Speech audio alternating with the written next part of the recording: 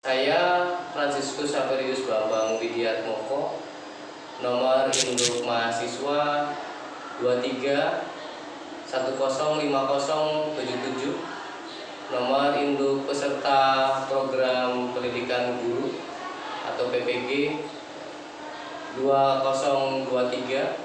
1316 100004 dari Sekolah Tinggi Kata Ketik Pastoral Santo Fransiskus Asisi Semarang. Tempat tugas SMA Mardi Waluya, Cibinong, Kabupaten Bogor, Jawa Barat. Akan melakukan ujian kinerja dalam bentuk video pembelajaran. Sekian, terima kasih. Baik, selamat siang anak-anak. Kita akan mulai dengan pelajaran agama. Sebelum dimulai kita doa dulu. Siapa yang bertugas berdoa kita?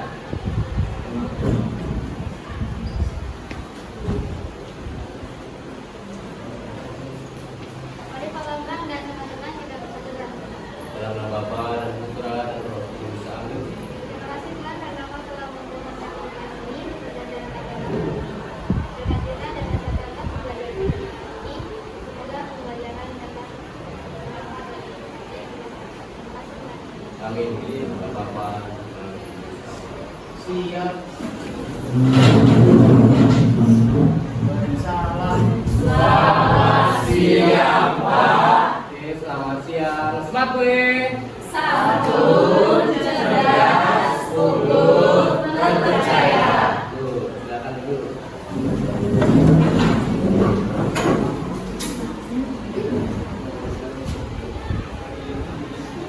Baik, hari ini kita lanjut ke pelajaran agama. Ada yang tidak masuk? Lainnya INPK. Yun nggak kok?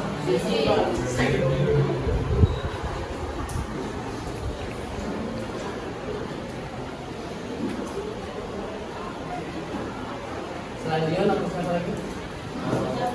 Ya.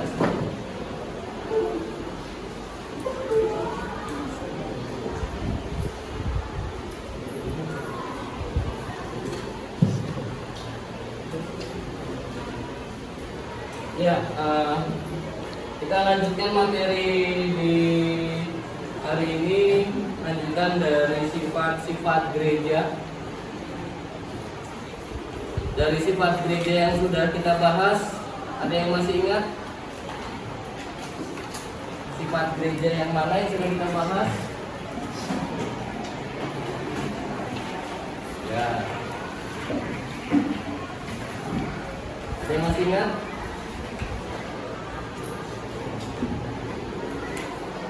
Angelika? Kemarin Kau membahas yang tempat gerejanya satu, kudus, aman, dan apa? Ya, perkenalkan umum ya. Nah, yang sudah kita bahas mendalam itu tentang gereja yang satu. Gereja yang satu. Ada yang masih ingat pembahasan sederhana dari gereja yang satu? Ayo. Rio, apa yang kamu catat dari pembahasan gereja yang satu? Siapa yang mengalami merupakan kata Tuhan yang dinamis. Ya. Siapa yang mengalami gereja yang dihati, yaitu dengan rumah persatuan. Siapa melahirkan gereja yang mendapatkan dalam. Jadi ada tiga hal. Satu dalam apa? Asalnya siapa? Allah Tritunggal. Kemudian satu pendirinya siapa? Yesus Kristus. Lalu yang ketiga satu dalam jiwanya, yaitu karena Roh Kudus. Ya. Jadi kesatuan gereja itu dilihat dari sisi iman, asalnya, dari sisi pendirinya dan jiwanya. Nah, sekarang kita mau bahas tentang apa? Dari sifat gereja yang kedua, gereja yang kudus. Baik. Nah, untuk pembahasan yang sekarang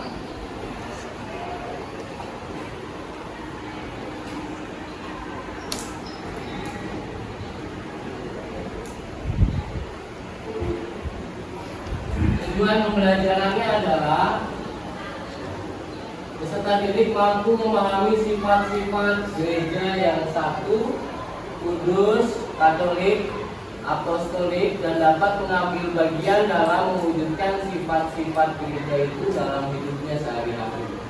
Jadi nggak cuma kalian tahu sifat-sifat gereja itu apa, tapi juga ambil bagian dalam mewujudkan sifat-sifat itu. Nanti kita akan ke dalam bagaimana kita bisa mengambil bagian di dalam mewujudkan sifat-sifat gereja itu. Karena kemarin kita sudah bahas tentang gereja yang satu, ya.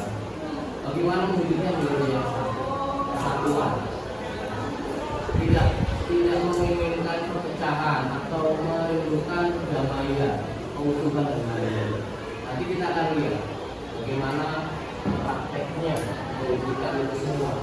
Nah, profil pelajar Pancasila yang mau dibahas berkaitan dengan bagaimana nanti kalian mampu beriman, bertakwa kepada Tuhan yang Maha Esa, dan berakhlak mulia, bernalar kritis, bergotong royong, dan mandiri. Jadi dari pembahasan tentang gereja yang satu dan yang sekarang akan kita bahas tentang gereja yang kudus, kita bagaimana nanti mampu menjadi siswa yang lebih beriman, lebih bisa bernalar kritis, lebih bisa mampu bergotong royong dengan temannya, dan mampu menjadi orang yang mandiri. Itu tujuan pembelajaran dan profil pelajar Pancasila yang akan kita berjalan hari ini.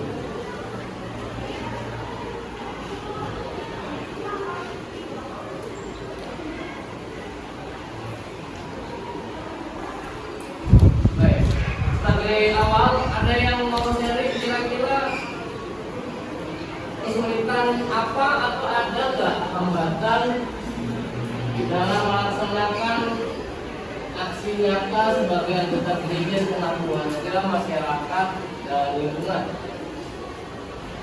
Pernah nggak kalian dibully di rumah atau di kawasan masyarakat sekitaran rumah tempat tinggal? Ada? Lalu kesulitannya apa kira-kira?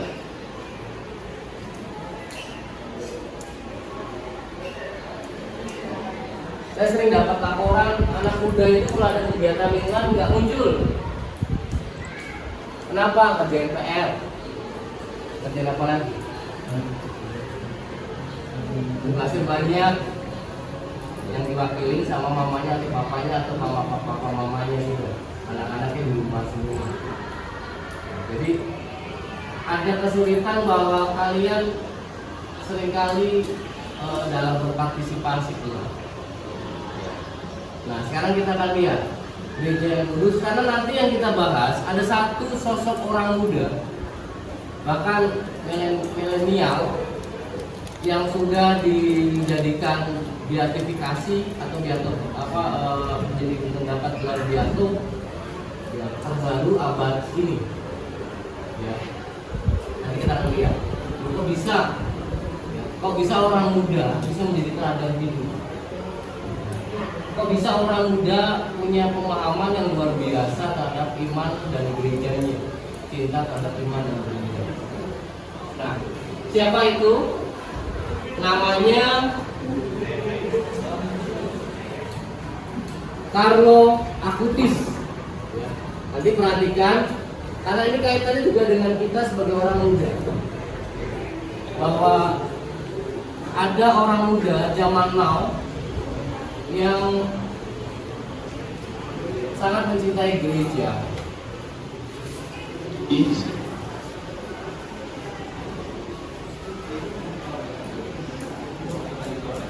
Dalam seorang remaja Katolik Italia yang dikenal sebagai Blessed Carlo Acutis atau Blessed Carlo, setelah dibeatifikasi oleh Gereja Katolik pada tanggal 10 Oktober 2020. Dia lahir pada tanggal 3 Mei 1991 di London, Inggris, tetapi dibesarkan di Milan, Italia. Carlo tumbuh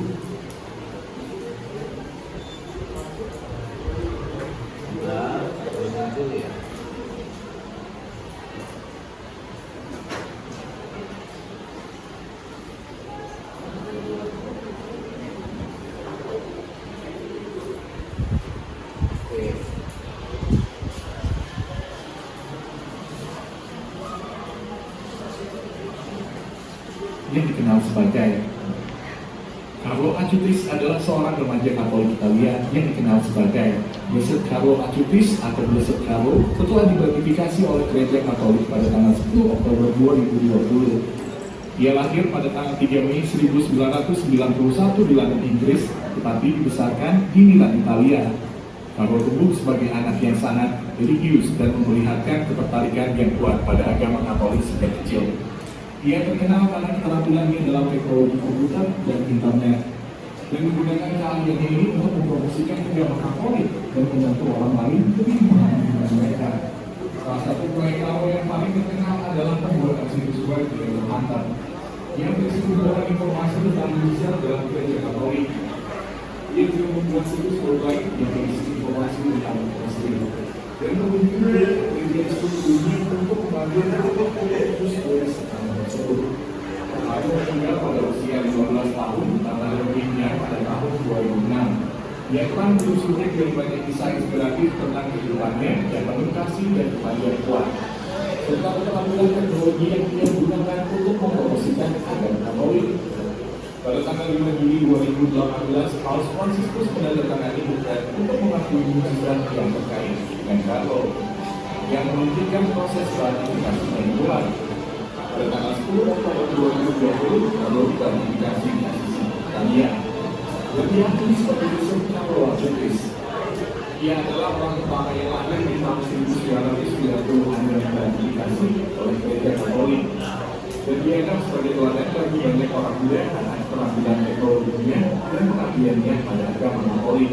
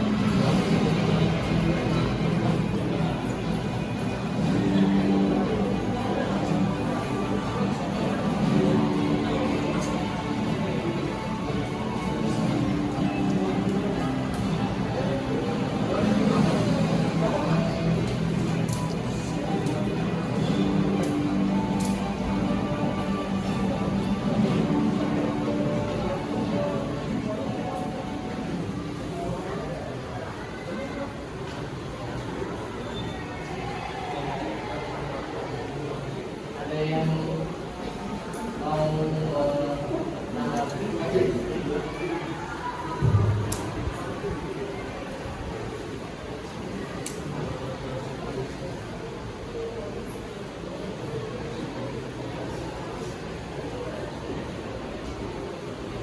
Siapa yang masih Katolik angkat tangan?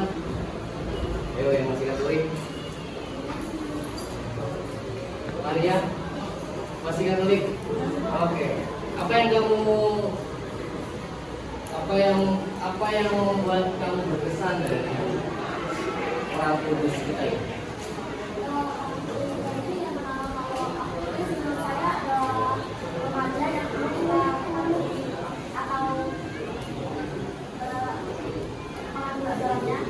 Karena dia dari usianya sudah menjadi Yesus dan siap bertobat. Siap berkorban untuk agama. Vanessa, masih Katolik?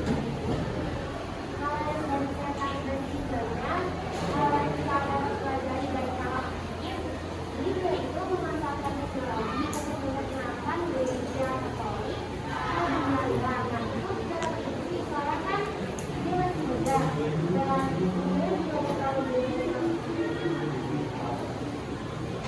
Oke, sekarang yang cowok. Yang kulit. Cowok. Ber. Ya. Kalau rambutnya dicukur kayak apa ya? Cuma dia agak Kalau yang apa saya, yang kalau menurut saya dapat dari cerita ini, dia menggunakan kemampuan teknologinya untuk mempromosikan agama Katolik ke semua orang. apa yang dipromosikan? Ajaran Dia kan membuat web tadi, web apa tadi? tentang mujizat. Bisa. Ketika dia sudah berkeliling lebih dari 10.000 gereja. Usianya kalau dibandingkan dengan kita di sini seumuran Pak Leo. Kelahiran 91. Ya berarti angkatan pertama SMA MB. Dia di usia 15 tahun meninggal karena sakit leukemia. Itu kita tahu kanker darah. Kanker darah. Ya Tuhan punya jalan unik ya untuk memanggil seorang kembali ke kehidupannya. Tapi di usia 15 itu luar biasa. Dia sudah berkeliling ke ribuan gereja, mendokumentasikan ketika ada mukjizat Ekaristi. Bahkan sampai sekarang sudah dari 2000 berapa? Apa tadi? 2006. Sudah 15 tahun dia wafat. Jenazahnya masuk.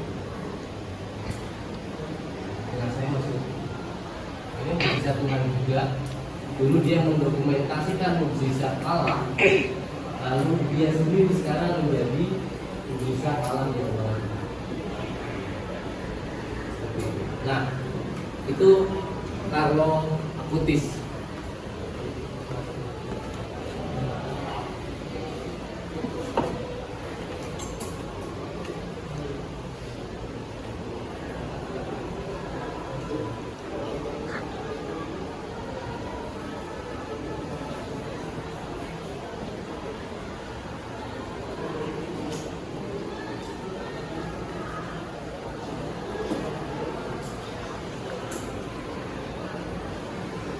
Dia punya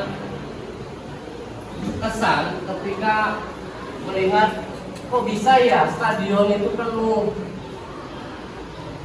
Kalau ada tanding bola atau apa, kok bisa juga di satu sisi stadion penuh tapi di sisi lain itu gereja kosong. Kenapa? Orang tidak lagi tertarik atau mungkin tidak lagi peduli atau mungkin bahkan tidak lagi mau terlibat dengan kehidupan yang seperti ini.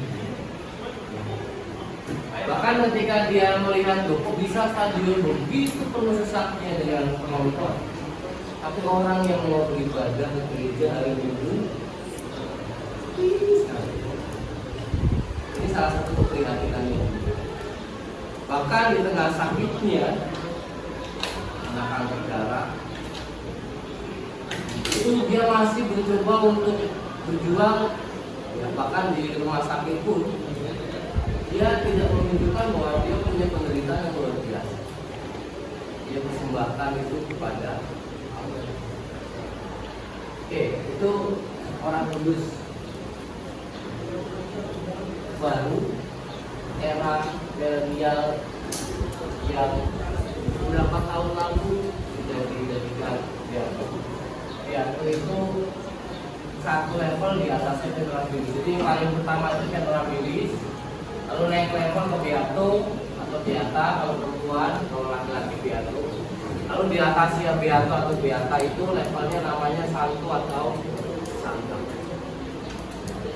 Saya yakin dalam waktu dekat Carlo Acutis ini akan jadi Santo.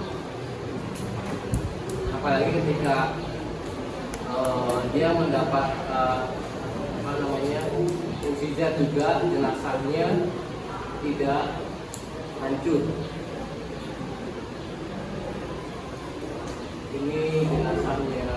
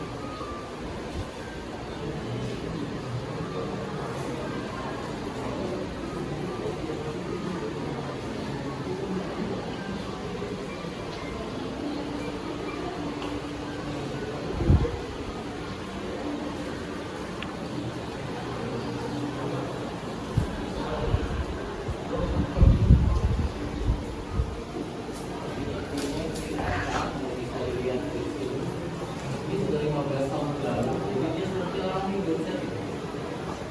Nah, ini. Sudah 15 tahun lalu.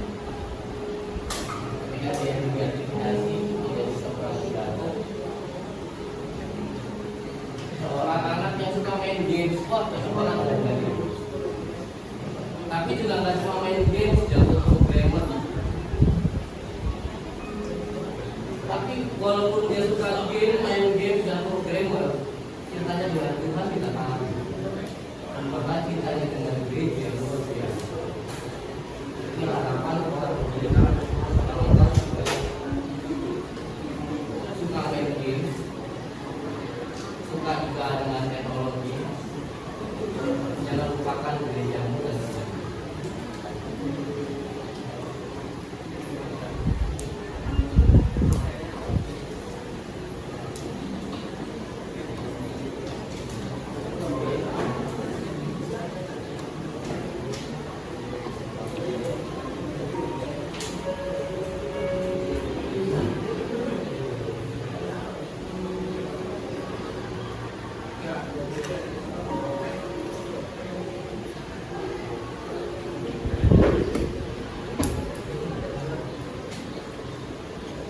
Seperti orang itu ya,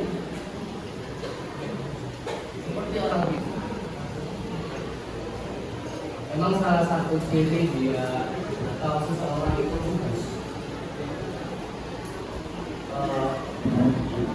Fisiknya, walaupun dia punya penyakit yang membuat dia wafat, sakitnya itu walaupun mampu membunuh fisiknya, tapi tidak mampu menghancurkan rahim. Itu salah satu dari orang kudus yang rasanya masih hidup. Salah satunya lagi misalnya orang yang ditampaki Bunda Maria di Lourdes, Santa Benedikta, atau nanti jadi menjadi suster Benedikta. Itu luar biasa. Itu sudah ratusan tahun bahkan masih. Ini tanda-tanda kekudusan. Jadi walaupun fisik ini rapuh, ada sakit, ada cacat, atau mungkin ada banyak sekarang model-model orang-orang yang tidak mampu menghargai diri dengan baik, itu ternyata Tuhan menggunakan orang tertentu untuk menunjukkan ini loh tanda kekudusan yang bukan hoax, bukan legenda, bukan juga mitos. Kekudusan itu ada, bukan ide aja. Kekudusan itu pertama-tama bukan ide. Bahwa kekudusan itu benar-benar baik. Sekarang kita masuk pada apa sih ajaran kitab suci tentang kekudusan? Ini kelihatan nggak tulisannya?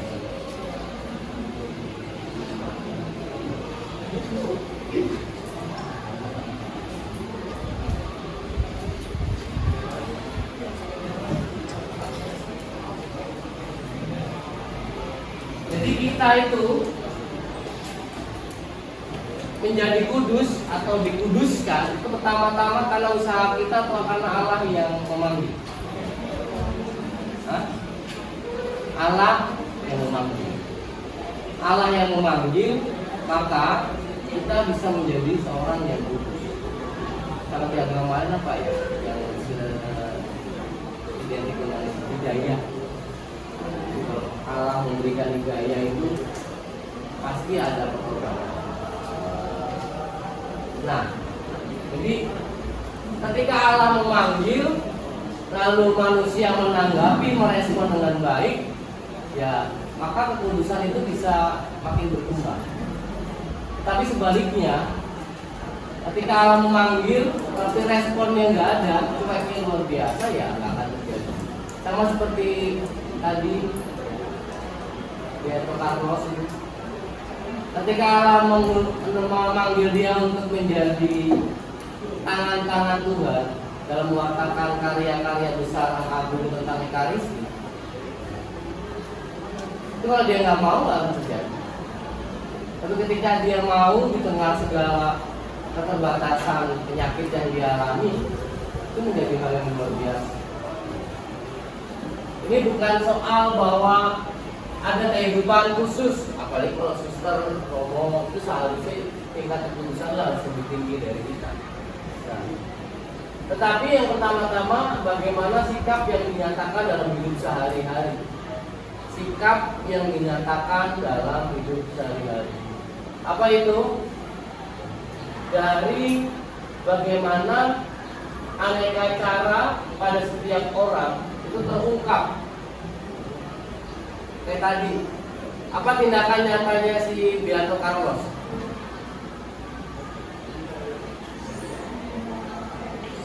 Saya membuat web, tindakan nyatanya apa? Hah? Mendatangi gereja. Oke, tindakan nyata terhadap sesama enggak?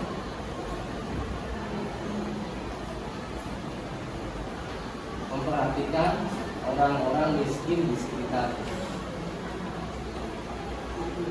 Dia bukan termasuk orang yang kaya-kaya, tapi mau berbagi. Bahkan ketika dia wafat, orang-orang yang dibantunya itu yang hadir nggak jauh atau nggak lama setelah dia wafat. Mereka-mereka yang merasakan kebaikan Beato Carlos itu, yang sama sekali mungkin nggak dikenal, nggak tahu rumahnya di mana, tapi ketika dia mau berbagi dengan orang-orang yang ada di sekitar rumahnya, mereka bisa tahu informasi kalau dia wafat, lalu ikut membantu proses pemakaman dan lain-lain. Mereka merasa kehilangan seorang yang baik. Maka kekudusan, walaupun itu panggilan dari Allah, tetapi tetap perlu diperjuangkan. Terus membaca dan merenungkan sabda Tuhan sebagai sumber pedoman hidup merupakan salah satu cara untuk menguduskan hidup. Jadi ketika sabda Allah menginspirasi, maka sabda Allah itu akan memunculkan satu ide. Saya mau berbuat apa? Bisa juga.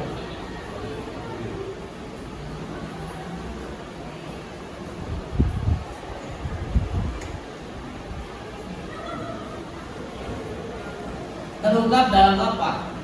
Dalam teladan yang baik terhadap sesama. Jadi kekudusan itu bukan soal ide, bukan soal teori, tetapi ada enggak teladan baik yang dilakukan untuk sesama. Nah, dalam bahasa lain, tampak dalam pelaksanaan nasihat-nasihat yang disebut dengan nasihat Injil. Nasihat Injil. Nasihat Injil itu apa sih?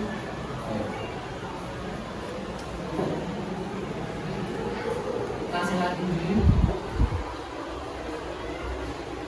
Hah? Siapa yang tahu?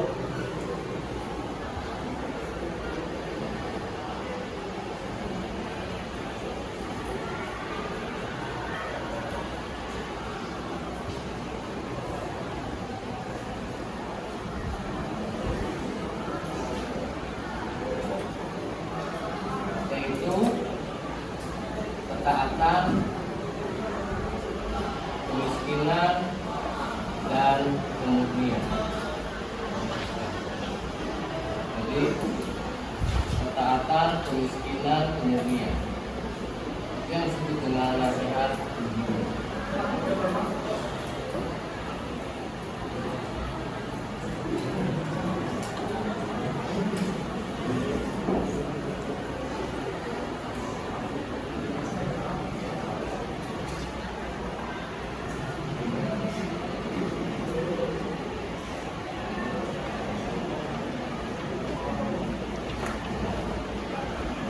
ditaatan pada Allah, aturan Allah itu ditabrak, dilawan atau tidak. Lalu kemiskinan, kesederhanaan hidup. Pak, kalau kemiskinan berarti kita nggak boleh kaya. Ya boleh saja kaya, tapi mentalnya tetap sederhana. Orang bisa saja kaya. Orang yang kaya tapi masih mengikuti nasihat Injil bagaimana? Dia tetap hidupnya sederhana. Tidak sombong, tidak glamor, tidak menjadi orang yang meremehkan orang lain. Dan orang yang masih menjaga kemurnian. Kemurnian. Apa yang dimaksud dengan kemurnian? Ya, dia menjaga sungguh, nggak cuma jiwanya, tetapi juga fisiknya, pikirannya, dan seterusnya. Oke, ada yang ditanya?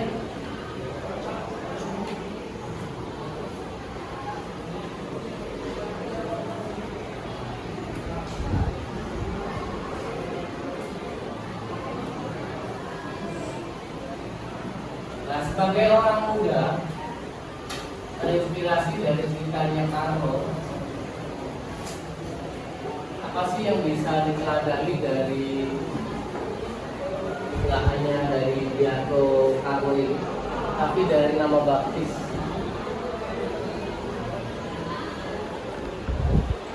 Ada yang tahu nama baptisnya, sejarahnya dan seterusnya?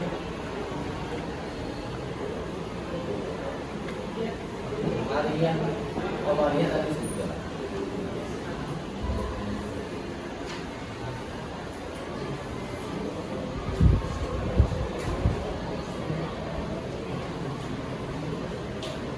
Regina, dia nama baptisnya apa? Regina. Santa Regina. Ada. Santa Regina yang kamu tahu tidak?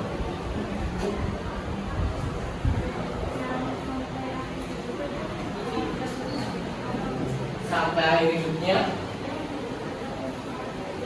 tetap taat jadi Katolik. Kenapa dia menjadi tetap taat? Ada tantangan apa? Mungkin dipaksa nikah kah, atau dipaksa dijodohkan sama seseorang kah, atau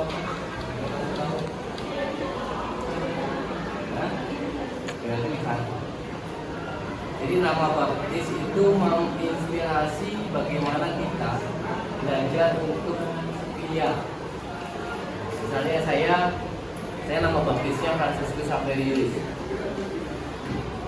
seorang imam misionaris yang rela meninggalkan daerah asalnya, pergi mengatakan Kristus di daerah-daerah yang belum sama sekali menentang. Indonesia Timur, tapi terakhir dia wafat di Jepang. Kena tipes, sakit karena tipes, kelelahan gitu. Kalau tipes kan lebih kelelahan. Jadi banyak yang bisa ditimba dari itu. Semangatnya pantang nyerah. Saya kalau Fransiskus kan orangnya nggak mau nyerah, nggak gampang nyerah. Maka dia berjuang setengah mati, walaupun dia sakit, tapi tetap terus beraya, tetap terus berbuat baik dan seterusnya. Oke, tentang materi kita ada yang mau tanya?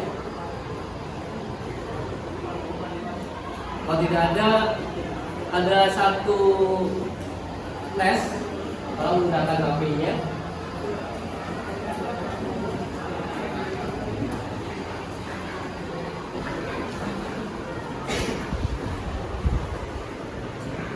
Saya akan kirim ke Ales aja ya. Ales nanti kirim ke grup kelas. Kerjakan dalam waktu kurang lebih 5 menit.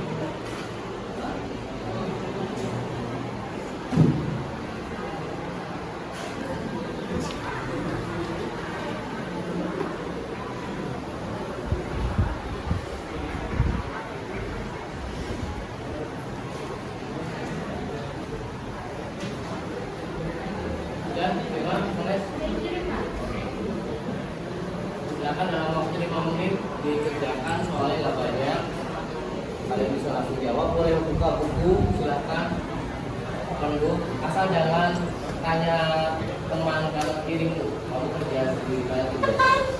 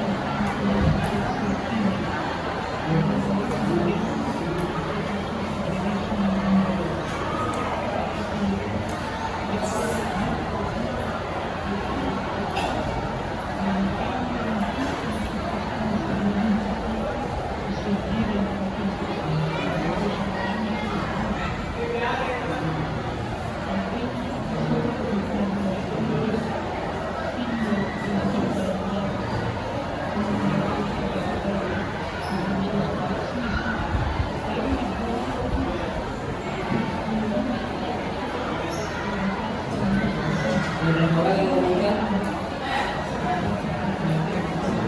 satu, dua, tiga, empat, lima, enam,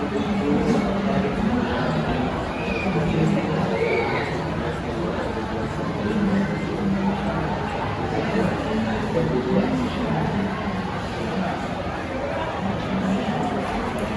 oke, bagus-bagus, sudah beres. Tapi ya, kalau yang nilainya lewat harus pulang lagi. Soalnya masih sama.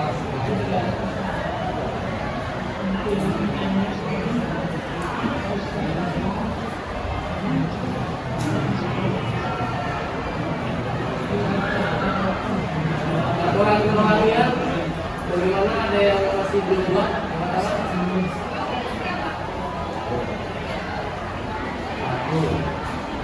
Kelupaan?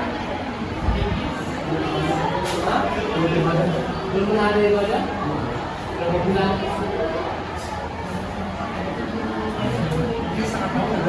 Setengah tahun nggak ada? Online juga nggak ada? Tapi kalau nggak ada, kenapa?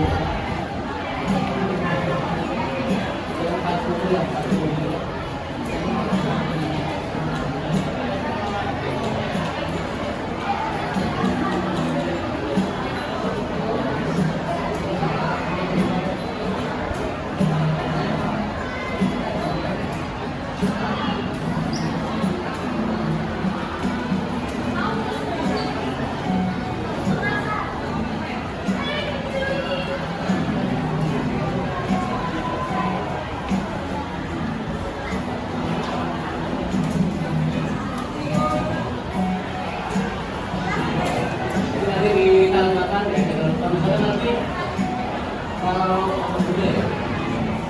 misalnya ada nggak pendeta muda yang sering di bisa ada, misalnya pendeta muda bahasa Indonesia.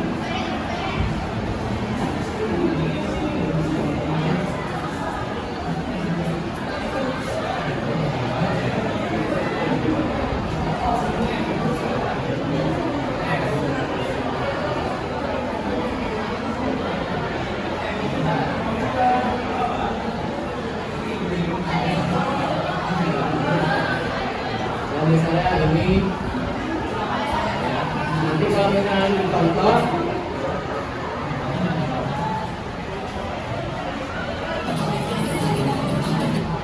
saya ditonton misalnya lalu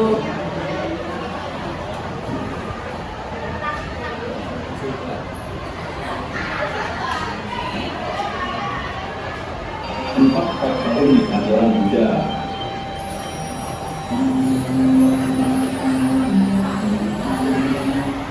Nah, nanti kamu isinya di sini. Ada kolom komentar. Pas kolom komentar itu kamu tulisankan apa yang didapat, terus kamu screenshot. Di dunia ini terdapat Paris selama Screenshot ada nama kamu. Ini laporan soalnya. Ini apa ya? main dengan atau yang salah.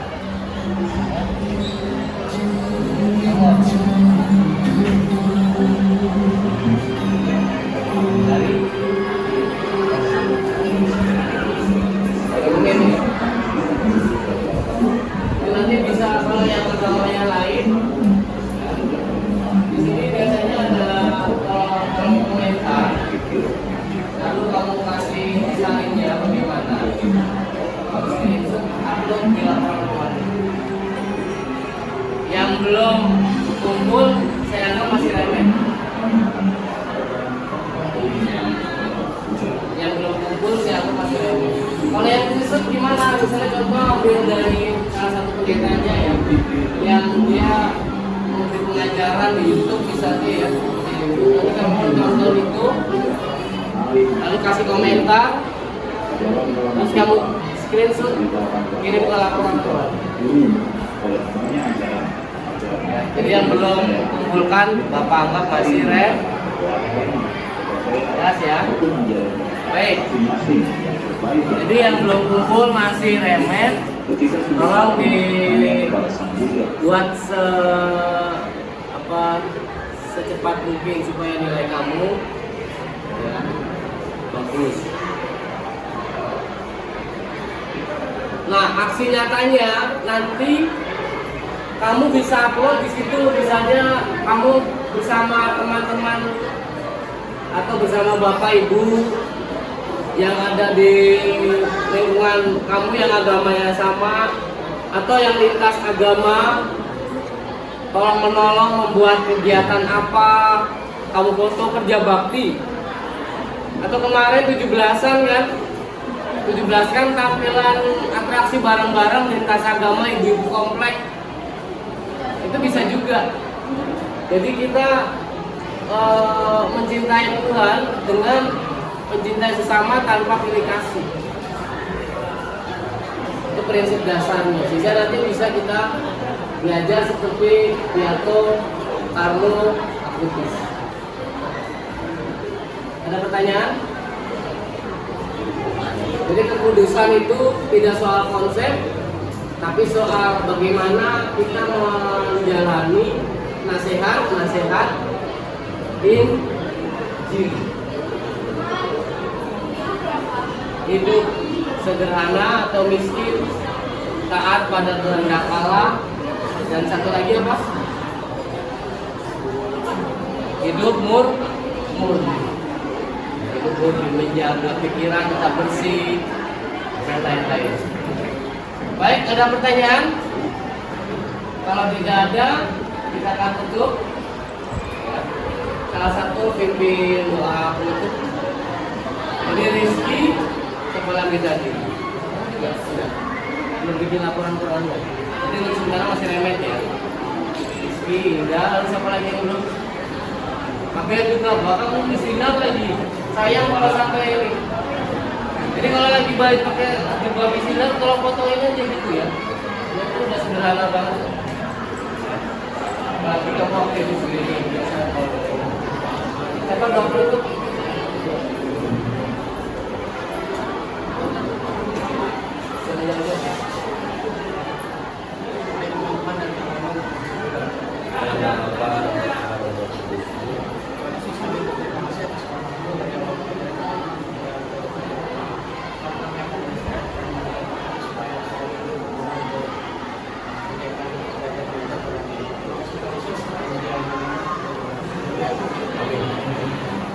Siap.